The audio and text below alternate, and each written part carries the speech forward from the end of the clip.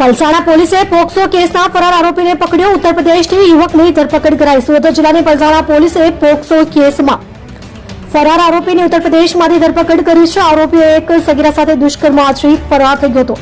આ ગુનો ભારતીય ન્યાય સંહિતા 2023 અને protection of children from sexual offences act 2012 POCSO હેઠળ નોંધાયો હતો. ગત 24 માર્ચ 2026ના રોજ બપોરે આશરે 2:30 કલાકે આ ગંભીર ઘટના બની હતી, જે અંગે પલસાણા પોલીસ સ્ટેશનમાં ફરિયાદ નોંધાવવામાં આવી હતી.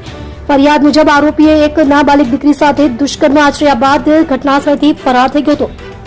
ઉચ્ચ અધિકારીના માર્ગદર્શન હેઠળ પલસાણા પોલીસે તાત્કાલિક કાર્યવાહી હાથ ધરી હતી. નાયબ જિલ્લા પોલીસ અધિકારી H.L. રાઠોડ અને પોલીસ ઇન્સ્પેક્ટર ભગવાનભાઈ ડી જીલેરિયાના માર્ગદર્શન હેઠળ અલગ અલગ ટીમો બનાવી તપાસને ગતિ આપવામાં આવી હતી. પીએસઆઈ અજયપાલસિંહ કે રાહુલજીએ ટેકનિકલ સર્વેલન્સ અને ગુપ્ત માહિતીના આધારે આરોપીની શોધખોળ શરૂ કરી હતી.